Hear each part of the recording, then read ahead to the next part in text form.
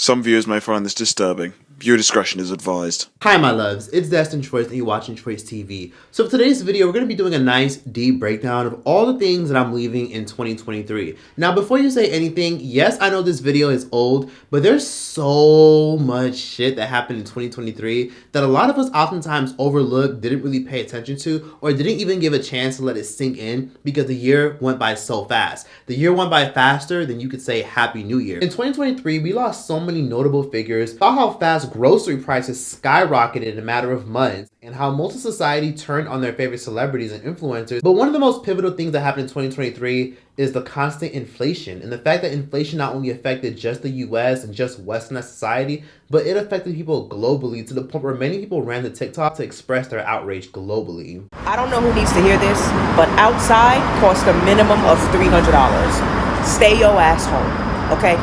Stay home. This is what $137 worth of like personal care items and a couple random things looks like in 2023. This is literally all we got, guys. And it looks like more because I spaced it out to be aesthetic. But it's really not much. Like what is, seriously, $137 for soap, deodorant, toothpaste, hydration, and toothbrushes. And coffee.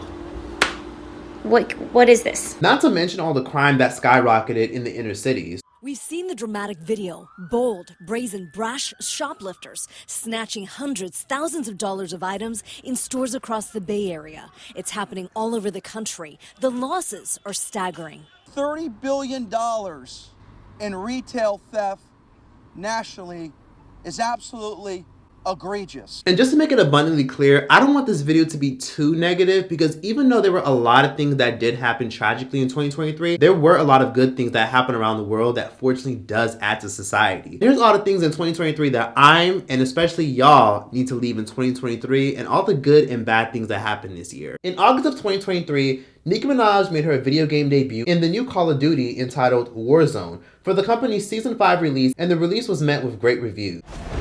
Playtime is over when Nicki drops in. 2023 was also the year where Raven's Home decided to finally end the show, and it finally aired its final season. Now, even though I don't know many people who watched that shit, I will say that the show was a great success, and a lot of people were really thrilled with the finale. Raven, Couture magazine has named their designer to watch. Guess who it is? Let me see. Guess! Give me the magazine. Oh, mama, look at you. Yep. That's me. On top of that, this year we also unfortunately said goodbye to the Judge Mathis show, which aired for 24 years and became nationally syndicated and will forever go down as a classic. 2023 was also the year where Angela Bassett finally got an Oscar nomination for her roles. We all know Angela Bassett is incredibly iconic and we all respect her craft. Whether you're white, black, of this generation or the older generation, every single one of us loves Angela Bassett, and she finally got an Oscar nomination, and she got an Oscar nomination for her role in Wakanda Forever, Black Panther. Now, this was a really big film, and it was huge in the box office, and everyone thought Angela Bassett was finally going to win this Oscar. But unfortunately, it was given to Jamie Lee Curtis, whom we all know for Freaky Friday and many of her other films. And as you can see, Angela Bassett damn near broke down crying. She was so sad and disappointed that she didn't even clap for Jamie Lee Curtis when she got the award. She was just so busy and so caught up on all the emotions she was feeling because you can tell she really wanted that Oscar.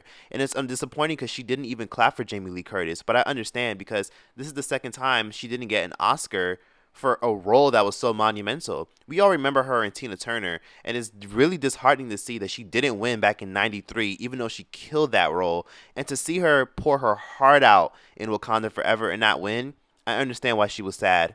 But unfortunately, a lot of people on Twitter, especially a lot of right-wingers like Candace fucking Owens, had a lot to say about this. Why was Angela Bassett expecting to win the Oscar? Well, maybe because she was black and she was nominated.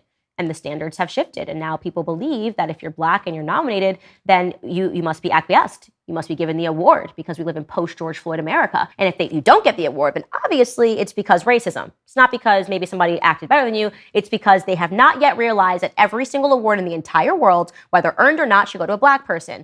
I don't hate or dislike Candace Owens, but shut up. Netflix finally made amends with Monique and gave her well-deserved special entitled My Name is Monique. This was a full circle moment because, as we all know, Monique boycotted Netflix after they offered her only $500,000 despite calling her a whole legend because they felt as though that she wasn't really worth the multi-million-dollar investment like Eddie Murphy or someone like Martin Lawrence or someone like even Tiffany Haddish. It was unfortunate because Monique famously boycotted Netflix in the year of 2018, and she even started this very necessary conversation of gender inequality in Hollywood and unequal pay. And of course, society mostly mocked her, and Charlamagne even named her Donkey of the Day back in 2018 because she had intentions on suing the platform for gender and racial bias. Monique went on several press runs fighting for her voice to be heard, and she even outed major moguls in Hollywood for spreading rumors about her being difficult. But of course, thanks to Monique's supporters, 50 Cent, and her reunion with Lee Daniels, Monique was finally able to get what she wanted, which was fair payment and to spread awareness, and ultimately, it took 5 years. Monique, why is she canceled? And then I know Tyler wouldn't support that. He never told nobody not to work with her. When I talked to him, he was like, nah, I never told no one not to work with her. And I said, but you Tyler Perry, and you never told anyone to work with her. Wow. You know what I'm saying? And he was like, I never looked at it like that. Because I said, you just got to consider how strong your influence is at that point. I love that for Monique. She deserves every bit of success and every single minute of that special being watched. So please be sure to even watch it or stream it just to support Monique and let it be known that she is worth the multi-million-dollar deal from the get-go. 2023 also became the year where we got some great medical news for society. The FDA finally approved the cure for sickle cell anemia disease in the United States. And this is monumental news considering sickle cell has plagued the lives of many individuals, especially individuals in the Black community. Scientists and technologists were able to use a gene-altering system called CRISPR in order to alter the genes of those who suffer from the chronic illness. This week, the Food and Drug Administration approved a revolutionary treatment for sickle cell blood disease, a chronic, debilitating condition that affects nearly 100,000 Americans, most of them with African ancestry. It's caused by an inherited genetic mutation that distorts the shape of red blood cells. Yale Medical School assistant professor C.C. Calhoun specializes in caring for people with the disease. When I talk to patients, especially my young adults who have sickle cell disease, they often tell me it's a silent disease. I feel unseen. People can't see what it is that I go through, what I'm trying to navigate. And so what this time represents is awareness and people seeing that sickle cell is real, starting to understand the way it affects people's ability to live life every day. This may be good news, but unfortunately, those who suffer from the illness will have to spend an arm and a leg just to get access to this new drug that will help fight off the blood vessel illness. And as we all know, sickle cell anemia is very serious because it causes extreme pain that can last for hours or days. And unfortunately, it's been passed down for many generations. And unfortunately, even though it is very rare, many people that we know do suffer from it. A reporter from the New York Times by the name of Gina Colada made it abundantly clear that much of this had a lot to do with racism, hence why it took this long for the Black community, who was predominantly affected by the illness, to see progression. Is the red blood cells get deformed and they get caught in blood vessels, and people have frequent episodes of really unbearable pain that send them to emergency rooms looking for opioids, and often they're dismissed as drug seeking. They get hospitalized. It's totally debilitating. In order to qualify, you have to have several of these episodes a year. And then the other thing that could make somebody ineligible is if their doctor thought they could not tolerate the grueling treatment. First, you have to have 8 weeks of transfusions when people are trying to take stem cells, immature cells, out of your bone marrow. You have to go to the hospital and spend a month there. First, they give you very intense chemotherapy to just totally wipe out your bone marrow, which is the source of your immune system, so that it's sort of cleaned out and ready for the gene-edited cells that they're going to put in. And then you have to wait for your bone marrow to grow back again. And so you're pretty much without an immune system for a month. And people who are frail, who've had a lot of other things go wrong with them, are not going to be able to tolerate it, at least in their doctor's opinion. Now, the cause of sickle cell has been known for decades, but research seems to have languished over these years. Why do you think that is? People attribute it to a couple of things. One of them is they knew what the cause was, but they didn't really know what to do about it. So that made it really difficult to try to figure out, how do you treat this thing where you have one tiny change out of 3 billion DNA letters, one of them is changed, and you have this awful disease. But another reason is there was not a lot of money poured into doing research on sickle cell. There's a thought that had a lot to do with the population that was affected, mostly Black Americans, Hispanic Americans, many of them without much money, and they didn't have a strong advocacy group. People often compare it to cystic fibrosis, which strikes mostly white children, and it's about as common as sickle cell, but they had big fundraisers and telethons and lots of advocacy, and people knew about cystic fibrosis, and money poured in, and there was a lot more research on cystic fibrosis than there was on sickle cell. So I think that one reason it languished was simply that people kind of didn't care enough.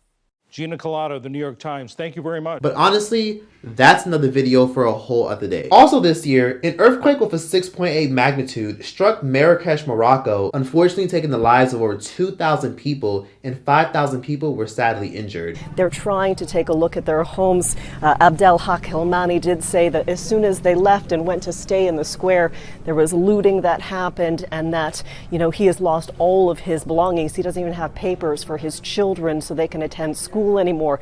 There is a desperate plea for people who say they can't return home. These homes are unsafe, to get some government help. Now, the government is offering temporary accommodations.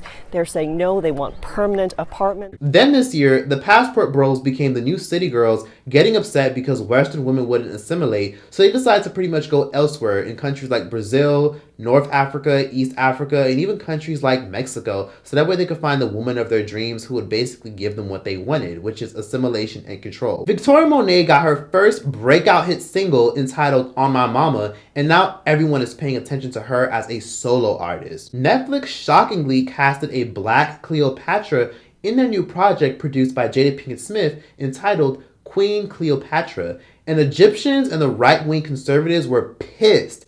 But Black Twitter was living for all the frustration because many characters have been whitewashed for giggles and conveniency, and no one ever says a peep, but want to go hard in the paint over this. First of all, this is not a work of fiction. This is a documentary. This is a documentary. There is a huge difference. This is not The Little Mermaid, which is like a fictional character where anybody can play anything. Cleopatra came from a Macedonian Greek origin. And the thing is, it's not about like the skin color. We don't care about if they're black or white. It's about how Hollywood is so culturally sensitive, and they're so sensitive about all kinds of minorities. But when it comes to my people, we seem to be erased. However, just to play devil's advocate, Egyptians were not very happy. And a lot of them had a lot of very justified reasons for why they were upset that Netflix casted a visibly black, phenotypically black Cleopatra. Cleopatra was a direct descendant to the Greeks and Macedonian rulers that came after Alexander the Great. There's been a few different depictions of Cleo's looks that come from sculptures and coins. Some of them picture her as a beautiful woman, and others picture her as somebody with very masculine and sharp features. Everybody can agree that she has a sharp Roman type nose and big eyes. While it's true that we can't pinpoint the exact tone of her skin, it would range from fair to olive or light brown skin, logically speaking. As we all know, the ruling families in ancient Egypt were so protectant of their bloodlines that they went as far as marrying their own brothers and sisters. In fact, Cleopatra is actually a product of incest. Parents were actually brothers and sisters, and she married her brother. Who brought blacks in the mix? It's like saying Mother Teresa was Asian, or Mahatma Gandhi was Japanese, or the earth is flat even though we've proved 1,000 times that it's spherical. It's absurd. This is serious. This is not a cartoon. This is historical docuseries. This is not even Cleopatra. This is Cleo culture theft. It's Cleo lies. This is Cleopatra. Really? This is not even about black and white. This is not even about skin color.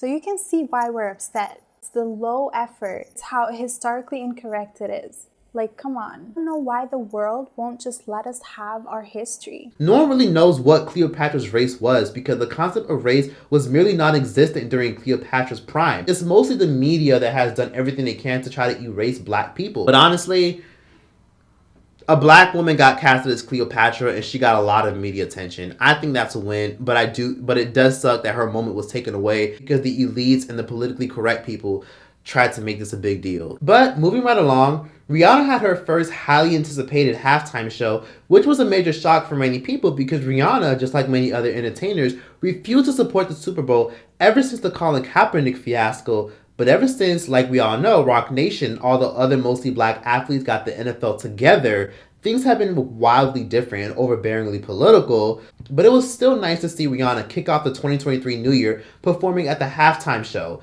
She also revealed her second pregnancy with her son Riot Rose, and that was a big moment. On September 7, 2023, the Mexican Supreme Court unanimously ruled that penalizing abortion is unconstitutional, setting an important precedent across the whole country. For the longest time, abortion was frowned upon in the country of Mexico, and terminating pregnancy was even illegal with hefty fines and severe penalties attached to it. So unless you were in the state of Mexico City, you were basically going to get a lot of trouble if they found out that you got an abortion. Women across the nation of Mexico will now have access to abortions as of September 2023. It will be heavily regulated, but more women in Mexico will have access to abortion. Women celebrated in the streets of Mexico after the country's Supreme Court declared that federal criminal penalties for abortion were unconstitutional. It's been a long, hard-fought battle for abortion rights activists. While it does not mean total decriminalization throughout the country, it means the elimination of the crime of abortion from the federal penal code. Although it is a code that was not being used for the crime of abortion, it is important in terms of access to services. Abortion rights have been expanding in Latin America. While 20 states in Mexico will still have laws against abortion, activists say this ruling is still a victory. Many Mexican women and allies marched with pride and happiness because women in Mexico have been fighting for this right for nearly a century. But Mexican politicians have fought against it. Mexican women will now have the right to pick and choose if they go through with the pregnancy. And the new generation of Mexicans are honestly here for it, but there are a lot of people who are still skeptical about it. The decision is receiving a mixed reaction on the streets of the Catholic majority country. I believe that we should not take anyone's life. We're human beings, and I think abortion, it is not right. For example, when a woman is raped or when they don't want to have a child, I know that many people think, oh, well, why don't you give the child up for adoption? But they don't feel the pain that they went through to have it. And that's why I am in favor of abortion. Former MMA fighter turned TikTok food critic Keith Lee broke the internet after he proved that you can still have a platform and you don't need to sell your soul for free food and a paycheck. Keith Lee famously did a nationwide tour, going to several restaurants, documenting his experiences across the US, enjoying all types of food from different ethnic backgrounds. This came with great controversy because Keith Lee not only put a lot of businesses in their place for piss poor service, but he also revived many businesses utilizing his 10 million plus follower base and turning them into a massive community that have carried him and his family out of poverty since leaving the MMA world.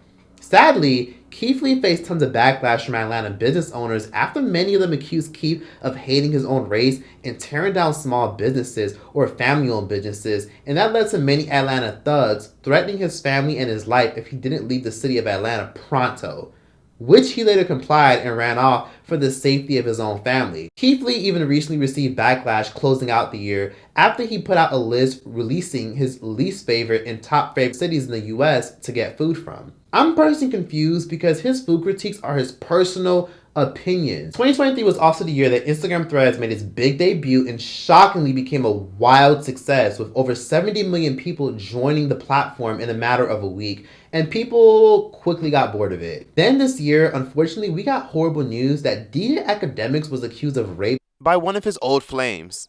I look crazy right now, but I'm not going to stand here and let this man continue to lie about me. That's not what happened, Academics. You know that that's not what happened. And for you to pretend that you didn't do anything, that I just went to your house and I'm just some thought, like we didn't know each other for 2 years. You tried to save yourself after your friends assaulted me. Whether or not you got drunk or not, I know that when you woke up, you were on top of me too. You raped me too, and a rape kit was done. You know what? I'm gonna come back with my own story. This what you wanted, you're about to get it. I've been quiet for way too long. I'm shaming her now. I'm shaming her. I said to her, I said, yo, I'm gonna keep it a bean with you, bro. And you came to my house and had two niggas just fuck you raw. I ain't seen no condom, no none. I told her, I said, yo, you should go get tested, man. Like, you done. I said, that's wild, yo. You should go get tested, bro. And from that moment, she started, like, because the denial shifted and she kept, like, trying to, like, pivot on the denial to, yo, nah, send me the video. Yo, I'm pretty sure I didn't fuck him. And I'm like, bro, you fucked him. And she was like, no, look again. And now I'm getting super tight because I'm like, bro, I'm not about to watch this video if you getting fucked, my nigga. Like, it's on my surveillance. Like, bro, like, I was fucking with you. Like, what? You want me to watch the video if you getting fucked? DJ Academics has denied the allegations and even told his fans that she's a thief and a fraud, which then led to a social media battle and a back and forth, and eventually things got worse for the blogger because other women came forth and claimed the hip-hop blogger was offering to fly them out when they were underage with alleged messages that have been leaked to the public. And then to put the icing on the cake, a clip of DJ Academics resurfaced of him saying a lot of very predatory comments about women who are 17 years old. And to keep it real, if you think about it in the bigger scheme of things, there's not much difference between a 20 or a 17 or a 21 and a 17. Just kind of mean one's a minor and one's not a minor. But I will say, listen, I adopted this rule, which I think it was fine. I said, listen, man, as long as a chick got a college ID, she's getting f***ed. I don't care if she's 17. I don't care if she's 17 and a half. I don't care if she just turned 17. She's gonna get this dick. He's fucking disgusting. 2024 is going to be a storm for DJ Academics. That's all I'm gonna say. Then came out with a struggle explanation, which I personally was not buying. At no point did I ever say that I fucked somebody under 17 or under 18. I was given an example of how, and I want to give y'all this example before I play this whole clip. I'm gonna play the full clip. I said in college, I said 17 becomes a gray area because people don't ask for IDs. There's some smart, or sometimes people start kindergarten early and they'll get to college when they're about to turn 18, but they'll turn 18 in January and they get there in September. When somebody's in college, and just like I'll say with high school, when somebody's in high school, if a nigga was in high school, I know somebody, and maybe I shouldn't say that, but I'm just going to be real. I know somebody who he had just turned 18 and he was dating like someone in a lesser class. That this is high school. There's people who end up being 18 in high school. I was talking about being in an institution, so college or high school, where the ages are or a little bit out of what is actually acceptable. Then on to some controversial news. 17-year-old Moroccan and Algerian teenager who was of North African ancestry, Nahel Marzouk, was fatally killed over the summer in a Paris suburb by a man who has been identified as Officer Florian during a traffic stop. And unfortunately, after 17-year-old Nahel was killed, an egregious protest exploded across the city of Paris and its many suburbs to the point where 40,000 Paris police officers had to step in to keep the city under control.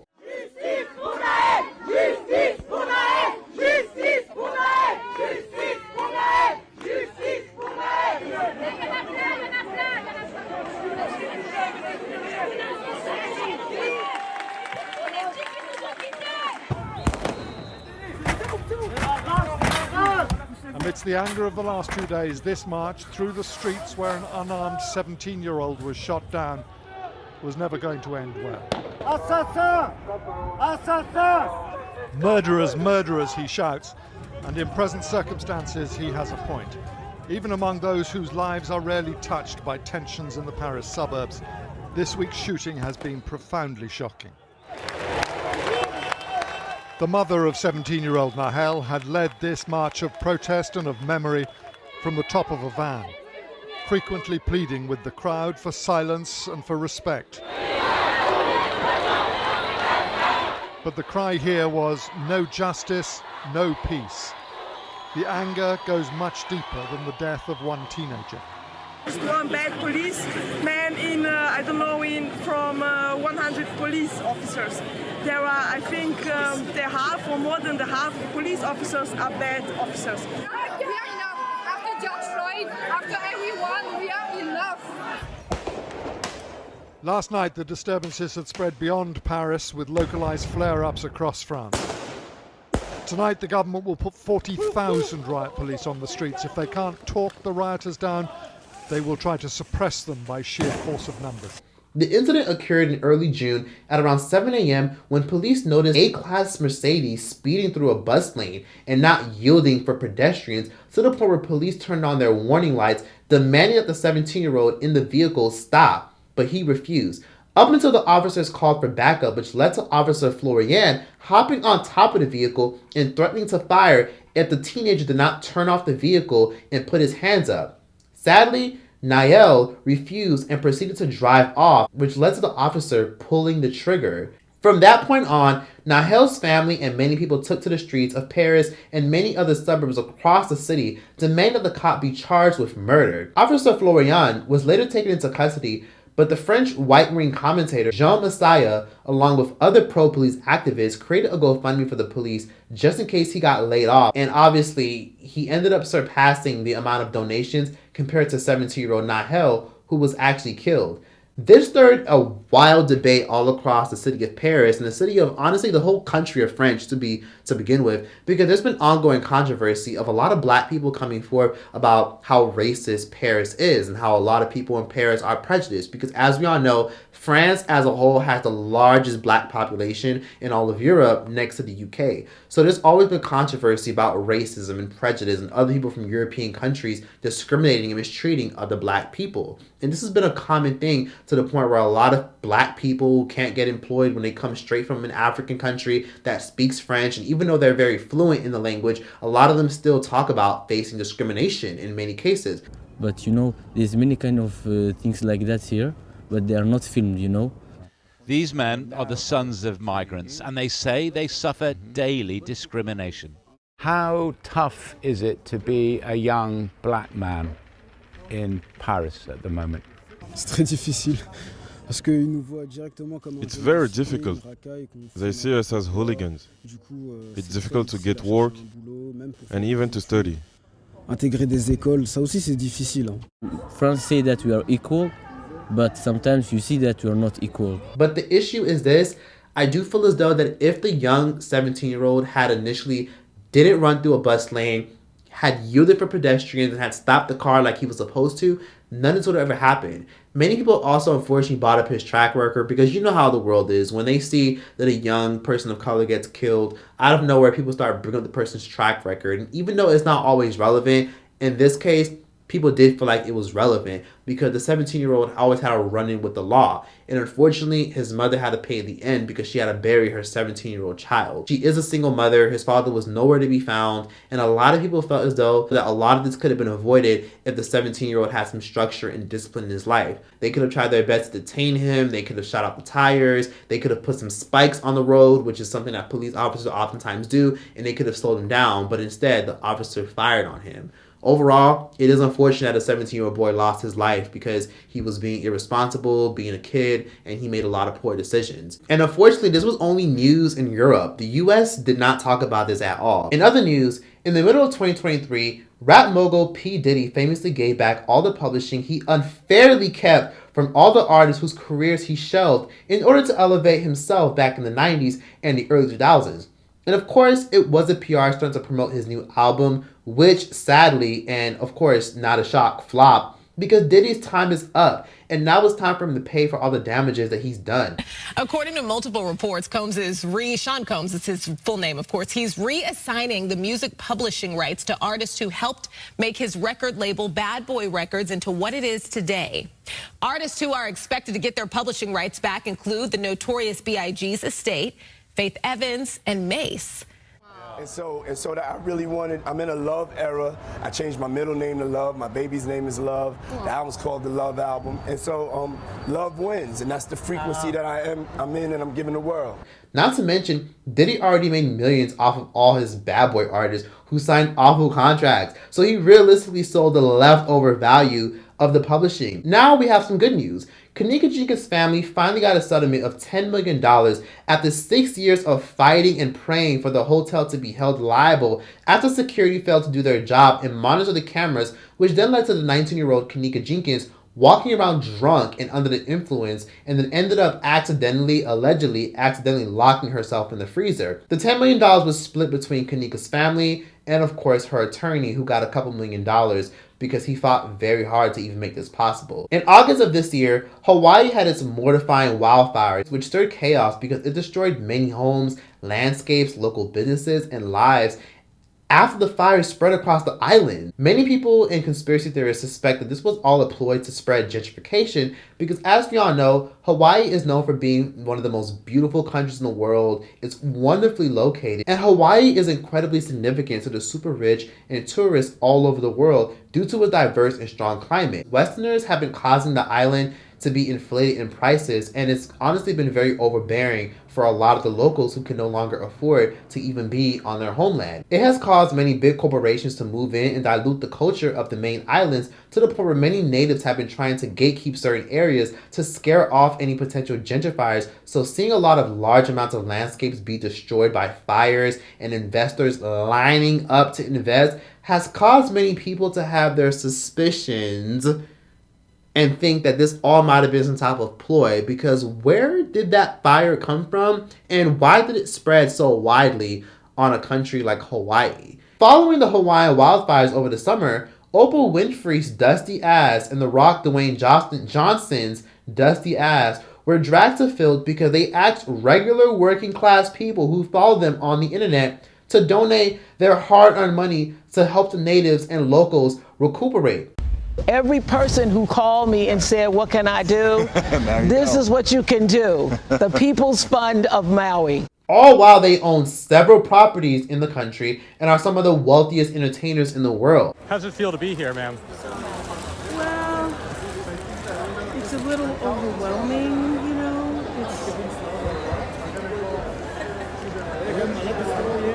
But I'm really so pleased to have so many people, you know, supporting, and, you know, people are just bringing what they can and doing what they can. So I came earlier just to see what people needed, and then went shopping. Because often, you know, make donations of clothes or whatever, and it's not really what people need. So we were so concerned about what was happening in Maui. You're so concerned about what's happening in Maui that you somehow managed to hire a private firefighting team to protect your land before the fires started. You're so concerned about what's happening in Maui that instead of taking some of that land and housing even a small portion of those displaced people, you've hired a private security team to keep them off your land. You're so concerned about Maui that you simply haven't had time to denounce any of the shady real estate deals which are robbing people of everything they have, you know, like the ones you were involved in that helped you acquire that land for pennies on the dollar of what it was actually worth. You're so concerned about Maui that instead of taking what would amount to a year's salary for you and 4 or 5 of your billionaire friends, which could be used to rebuild the entire place in a matter of months, you're jumping on social media and asking the American public, most of whom can't afford to pay their rent right now, to do it for you. We couldn't even have our pastor come in and ask us if we need prayer in the very beginning, but Oprah could come in. Who is she? Who is she? They said, oh, she knows the governor. We didn't need her in there in Bowen High. Get her out. We don't know. We also don't need people like Kai Nishiki telling tourists don't come to Maui. Because some of us, thousands of us, work in the hotel industry. They pay our mortgage. They give us our medical. And the medical, besides the county, is pretty good for somebody old like me. So don't go tell tourists don't come Maui, because you're not speaking for us, the working people. You're speaking for yourself. They later turned off the comments after all the backlash they received. 2023 was also the year that R&B singer and pop star Cassie finally went public, and she filed a controversial lawsuit against her ex-boyfriend and label executive P. Diddy for abuse and accused him of human trafficking and years of harassment as an employee. Cassie didn't just come after Diddy, but she came after his billion-dollar empire that he doesn't even really 100% own. So at that point, the lawsuit was above Diddy, and his team completely settled within 24 hours, which didn't really help Diddy's case because after that, several women came forth and are now trying to sue him in hopes of making him pay for a lot of alleged damages that he caused some other women. A lot of women have came forth accusing Diddy of sexual assault, sexual harassment, and rape. And of course, Diddy has denied most allegations. But we already know 2024 is going to be real interesting for Diddy, and that's all I'm going to say. I'll give it till March until we finally see Diddy crumble even more, right along with a lot of his relatives, unfortunately. Because you know what they say, children pay for the sins of their parents. Then this year, Jada Pinkett Smith, the queen of entanglements, released her controversial tell-all memoir about her rise to fame, and most of society dragged her because of her obsession with Tupac. And also, we can't forget this wild moment where a young woman on Instagram was dragged to field after she refused to date someone who was taking her to Cheesecake Factory, and social media would not stop talking about it, and now we have more relationship debates being brought up to the forefront.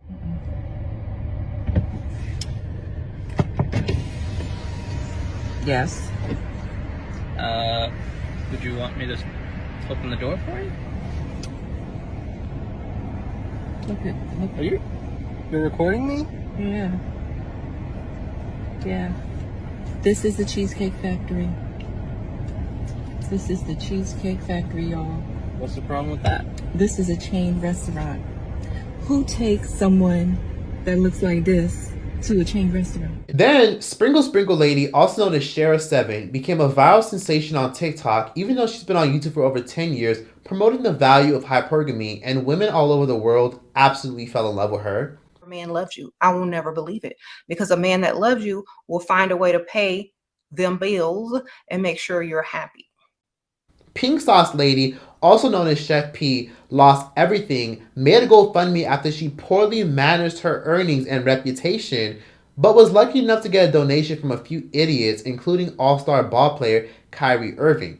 Most of social media had no sympathy for Chef P because she had a sloppy rollout for her initial launch for her new pink sauce, which in my opinions tastes very underwhelming. It's not really worth the money. It really just tastes like a sour, bitter ranch with pink dye in it. She also made nearly $1 million in profit, if not more, and because she poorly managed it, now she wants people to have sympathy for her poor money management. On top of that, when she finally decides to do things the right way and put the actual ingredients and actually put the actual serving sizes and the actual calorie intake out of nowhere, she finally decides to blast the company that helped her with her rollout by saying that they barely paid her just for them to come out and expose her for lying. It was just all a mess, and it's unfortunate the Pink Sauce Lady, I really believed in her, and it's sad that everything is going downhill for her. But again, karma is very real, and people, when you get some money, make sure you manage it very well, and make sure you take note of people like this, because your money will go by very fast. In the year 2023, we not only saw many other people get justice for a lot of the fucked up things they've done to people, but we also saw someone like Danny Masterson, who shockingly was known for being a predator in the entertainment industry. Danny Masterson from That 70s Show, who played the popular character of Stephen Hyde, was sentenced to 30 years in prison for raping three women from 2001 to 2003 in his Los Angeles home. This was a massive win for the Me Too movement, considering this was a high-profile case and the sexual assault occurred so many years ago, literally like 20 years ago, and the victims are just now getting justice. Mila Kunis and Ashton Kutcher secretly wrote letters to the judge requesting that the judge show mercy on Danny, and this was eventually leaked to the media, which led to his former castmates Ashton and Mila Kunis issuing a clarification statement onto Instagram to calm down all the backlash they were getting and making it clear that they're not enabling any of the stuff Danny Masterson allegedly did. A couple months ago, Danny's family reached out to us and they asked us to write character letters to represent the person that we knew for 25 years so that the judge could take that into full consideration relative to the sentencing, not to undermine the testimony of the victims or re-traumatize them in any way. We would never want to do that. And we're sorry if that has taken place. The three alleged victims were members of the Church of Scientology, as was Masterson, All three women said they were initially hesitant to speak to law enforcement because they said church teaching discouraged reporting to the police. The woman eventually left the church, and one woman claimed the actor shoved a pillow into her face in 2003 while raping her. Another woman who went by the name Jane Doe number 3, who was dating Masterson at the time, claimed he raped her in 2001 while she was asleep. She and identified Jane Doe number 2 are also involved in a related civil case against Masterson and the Church of Scientology. These women have been fighting to get Danny locked away since 2020, and they are just now getting justice, even though the assaults occurred from 2001 to 2003. Then, onto some more tragic news that devastated Gen Z. Euphoria star Angus Cloud passed away at age 25 years old. Angus Cloud played Fezco on the Emmy Award-winning HBO series Euphoria, and he immediately caught fans' attention with his smooth, charismatic acting skills and his charming blue eyes.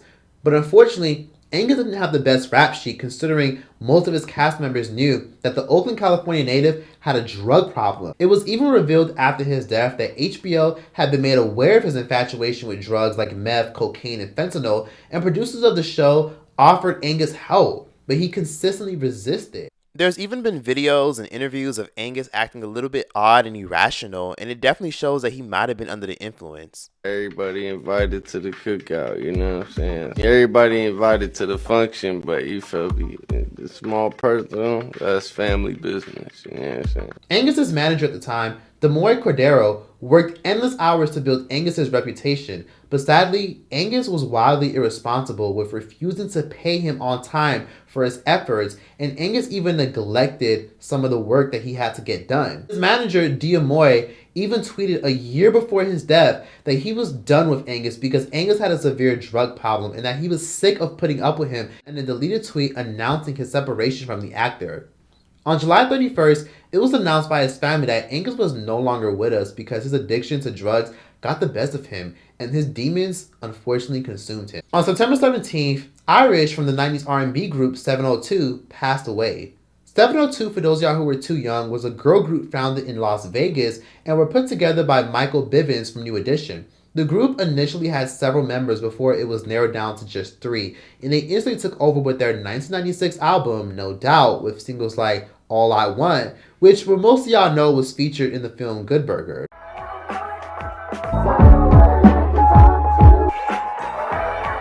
Get It Together, and their biggest hit, Stilo, which is one of their biggest hits that initially put them on the map. But they really struck gold with their classic single in 1999, Where My Girl's At, which honestly is one of my favorite songs.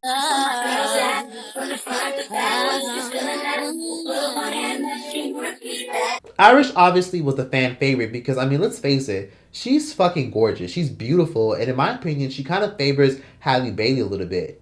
But sadly, the group eventually disbanded multiple times. Irish unfortunately had a long battle with an unknown illness, but it may have had a lot to do with her kidneys, because for those of you who didn't know, Irish's sister, Irish, for those of you who didn't know, had a twin sister, if y'all didn't know, named Orish, who died at the age of 27 back in 2008 due to kidney failure.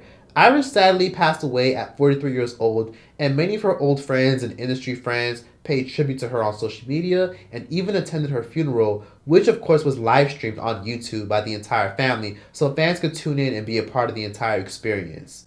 Rest in peace to Irish, and she unfortunately had to leave behind her son. Of course, we can't forget about Dwayne Keefe D. Davis, who was arrested for the murder of Tupac after conspiracies have circulated for over 27 years, but Vegas PD had little to no leads of Tupac's Las Vegas murder, allegedly.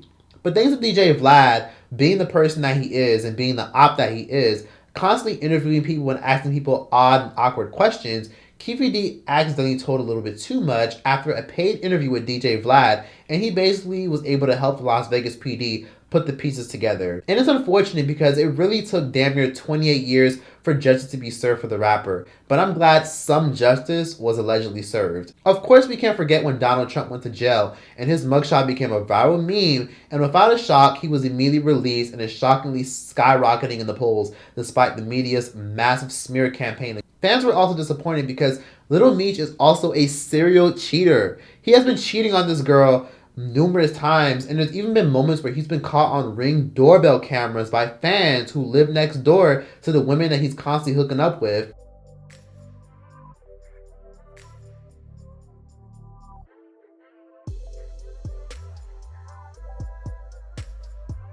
But of course, she's going to take him back and probably drop a great album the following years. 2023 sadly was also the year Kimora Lee Simmons and her daughter Aoki went on an expose tour of their father and media mogul Russell Simmons for being a narcissistic predator. Very transparent in the fact that, in the sense that, you know, again, people know me. You guys know me. Some of you have never met me. You've grown up with me. You've seen my shows. You've seen my work. You wear my clothes. Others of you know me very well. You know me personally. You know my kids. You know my exes. You know the dads. A lot of people here know both of us, you know, and they know he's wrong. All the friends have said, this is wrong. This is crazy. We don't understand it. But they still support him. I feel like it's one of those things where he's just like a bigger than life kind of, you know, powerhouse. And so he just kind of turns and manipulates the press and people and to believe, you know, anything like gaslighting, you know, like that didn't happen. I didn't do that to you. I didn't do those things to you. I didn't, you know, you're imagining things. How many countless women have said this? No, please stop with the bullshit about I hope you find peace and privacy and this is venting. I have been dealing with this my whole life. This is not new. It's not new drama. I'm in college. I just got to New York. I might not even have a job now. I don't fucking know. That will maybe downfalls, you know, I guess if the name helped you get the job, might help you lose the job. I don't fucking know. But I just feel like I did everything with so much patience, and it's like, but you're not gonna text me over and over, calling my mom this and that, and telling my sister this and that, and sending people to threaten my sister. He sent someone to threaten my sister at her house. You know my sister's a nice person. She's a quiet person. Ming would never do this. Any of this spiraled because it all started during Father's Day weekend when no one wished him a happy Father's Day because of course he doesn't have the best relationship with his kids. He put up a shady post making it clear that it was the mother's fault why he doesn't have a great relationship with his two daughters. And of course, they pretty much went the fuck off. They went on posting screen recordings of him going off, acting irrational. They went around saying that he's over here threatening the whole family and doing the most and that he's a control freak and so much more. Then, as we all know, Baddies on the Zeus Network became the highest rated web series, averaging over 80 million views across all episodes.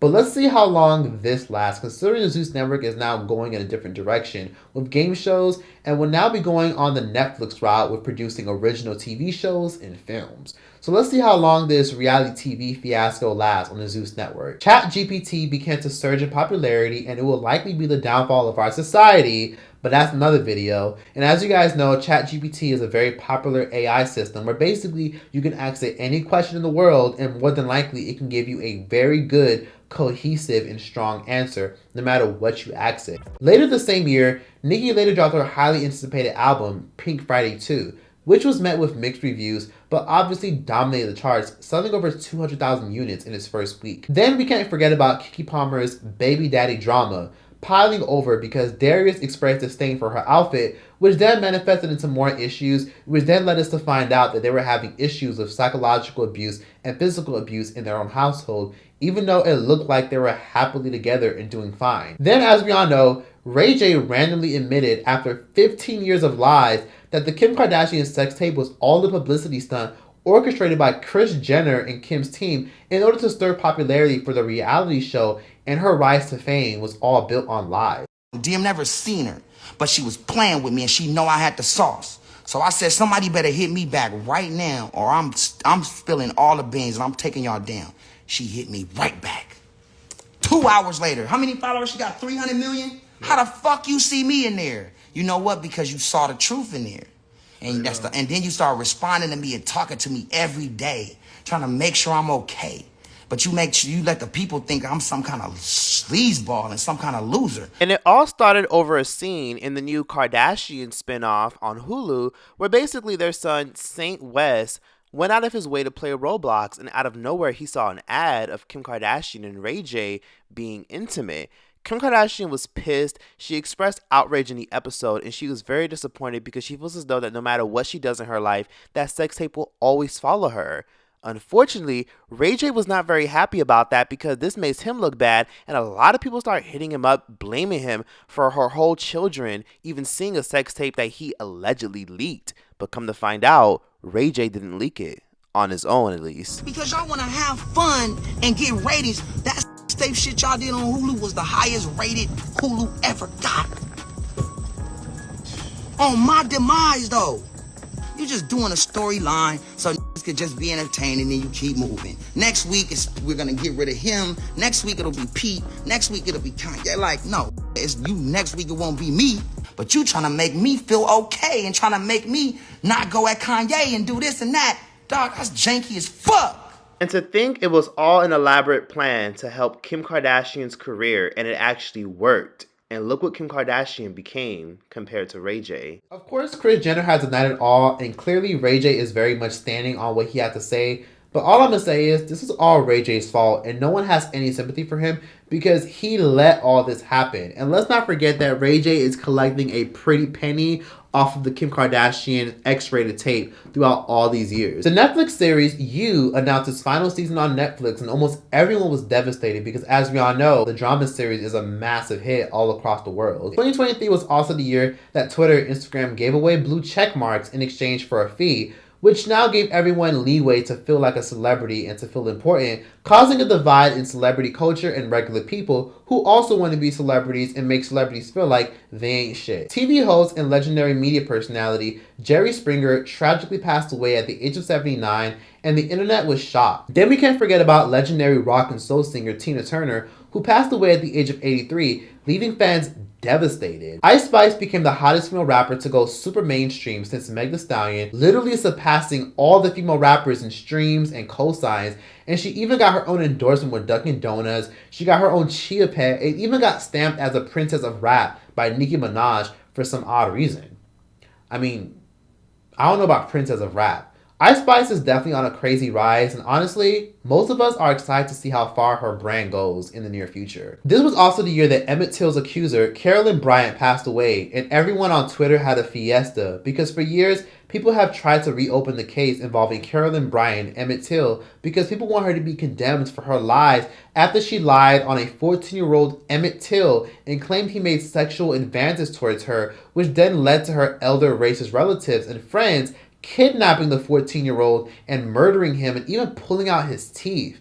As we all know, Emmett Till was a big deal and was a big reason why the civil rights movement sparked. And it was such a big deal to the point where even Bill Cosby played a role in that civil rights movement because it was horrendous what they did to that little boy. It was so awful to the point where they even literally had an open casket funeral and the media took several photos to the point where he even spiked global outrage because it was so gruesome what this bitch did to this boy, and including her I don't give a fuck like if she's passed away or not, but it's fucking gruesome what this bitch and her siblings and her fucking siblings' friends did to this little boy. But it's unfortunate because as we all know, she did write a book and she said that she would have it released right after she passes away. So it'll be astonishing to know what is in her book when it does come out. I don't have anything to say. Then the well-established country of Brazil adopted the Chinese yuan and ditched the US dollar in order to expand its relationship with China, which honestly is a recipe for disaster, and y'all better be ready for what happens in the next 5 years. That's all I'm going to say. Chance the Rapper was dragged on Twitter and by the entire public for dancing with another woman at a Caribbean carnival. Chance the Rapper received backlash and famously ignored all the backlash even though he embarrassed his wife. Then this year, we all got some shocking news for a lot of us who are in the YouTube community. YouTube mukbangers Tay and Lou famously broke up and had a nasty public feud, which led to them constantly exposing each other on both their YouTube channels. Nerve-wracking decision for me to make because I'm not going to lie, I wanted to get on here and I wanted to speak about it tonight. However, I refuse to move with haste. I have nothing that I'm ashamed of, and I repeat that I have nothing that I am ashamed of. I just want a calm night, Lou, and you're getting aggressive. You spit on me now. You know you have to leave. You know it's time for us to separate. Like, I don't understand why you're doing this. Why? You're to the point of spitting. You're angry. Why did you throw a crock pot in my head? Why? Why do you do this? Why are you who you are? Why did you throw a crock pot in my head? Why are you who you are? Why did you throw a crock pot in my head? Because you're not worth it. Everybody's saying I should show proof. I already have, y'all. It's on Instagram right now.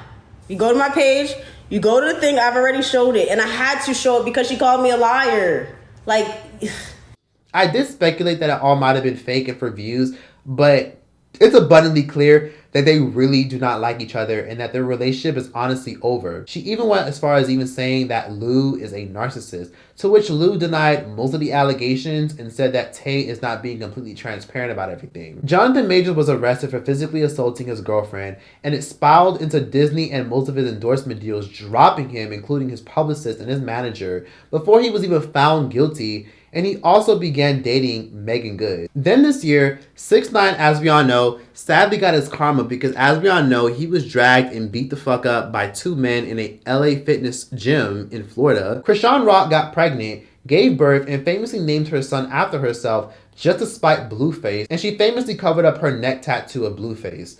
But of course, Chrisean's gonna just take him back anyways, and most of us are gonna forget that she even existed in the next year or two. Let's also not forget all about the happy homes that ended up being not so happy in the year 2023.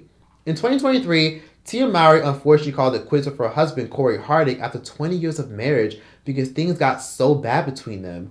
Tia never went into detail because, of course, she wants everyone to mind their business, but people assumed cheating had a lot to do with it and financial issues had a lot to do with it. But again, those are just rumors and allegations. But Tia has remained cordial and is currently co-parenting with Corey peacefully and has pretty much kept the public out of her business, and she's making it clear that she's trying her best to live her happy single life. Then, Jeannie Mai and the rapper GC sadly called it quits after their daughter Monica was born. Nobody really knows why they broke up, but a lot of people feel as though that it might have been familial, cultural differences and alleged infidelities. I think I'm doing better now. You know, I think at the time when I found out, you know, at the same time as the rest of the world, that my marriage was ending in divorce, I was gutted. Kim Kardashian, of course, made history after creating and licensing the first ever nipple bra for her Skims line. Beyonce then finally had her nationwide and international Renaissance tour, and the whole world went crazy, memeing almost every single event, every single performance, and we also got to see Blue Ivy's debut. Chrisean Rock famously got her sister Tasiki jumped on TV, and it unfortunately backfired and worked in her sister's favor because Tasiki ended up beating the hell out of the girls that were set up. And Chrisean's sister Tasiki not only beat both those girls up, but she also became the breakout star on the Baddies reality TV series. Doja Cat disrespected her fan base non-stop in 2023 after it became clear that she was losing her damn mind and she was sick of being famous, especially at the level that she got. I used to like your music, but you treat your fans like shit. Dude, literally suck. You act like I have some responsibility to be like babying people and treating people like stupid, but they're not stupid. That's why I yell at them. I like them. I'm not your friend. I make music and you like it. And if you don't, cool, great. I don't give a. I'm not doing it so that you like me. I'm doing it because it's fun. Then, out of nowhere, Doja Cat released her low energy yet catchy single, Paint the Town Red, and it pretty much blew up the airwaves and everybody was singing along. We can't forget about the Squid Games game show that broke the internet and had millions of people tuned into the show. And of course, as we all know, legendary Colombian singer and Grammy Award-winning performer Shakira faced scrutiny after she dodged paying taxes from the years 2012 to 2014. And if anyone knows anything about Europe, y'all know that Europe, especially Spain, they do not play when it comes to taxing the wealthy. Well, for the second time, singer Shakira is being charged by the Spanish government for tax evasion. Prosecutors say the pop star failed to pay more than $7 million in taxes on her 2018 income. Shakira is already due to be tried in Barcelona next month in a separate case that hinges on where she lived between 2012 and 14 and taxes that she allegedly failed to pay.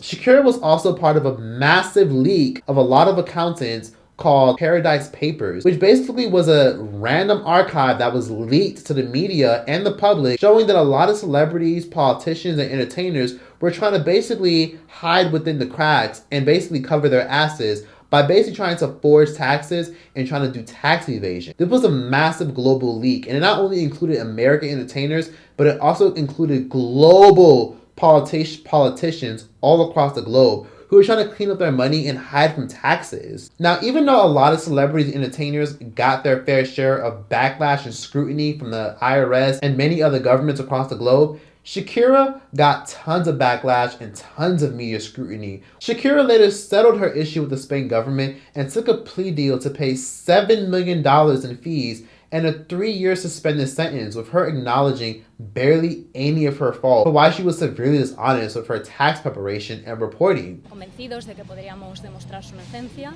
pero las circunstancias han cambiado y la señora NEVAAA ha optado por aceptar este acuerdo por los motivos que acabamos de comentar. The Grammy Award-winning artist Shakira claims she is only settling for the sanity and sake of her children because she doesn't want them to see her stressed out and rather put her energy towards her world tour and her upcoming album. So honestly, with all the shit going on in 2023, I really can't wait to see what 2024 has in store.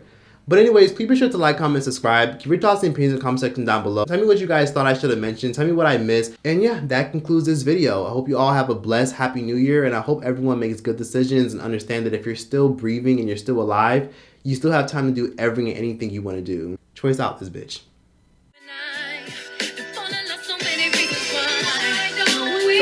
Why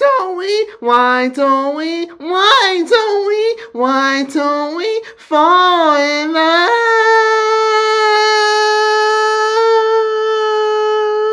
It's so many reasons. It's the only thing that matters to me. It's so many reasons. It takes such a load off to let you know that you're the only one I will ever want to go. Think I never did know what to do. Although I never felt, now I feel for you. Why don't I just swallow each and every ounce of my pride? Everything you do, I want to feel again. Ain't no use for us to pretend, 'cause why do we, why can't we, why can't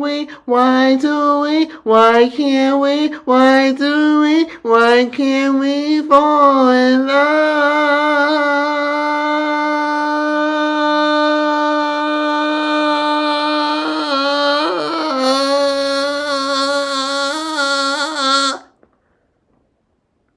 That's all you get for free. Thanks for watching, y'all. Follow me on Instagram and join my Patreon.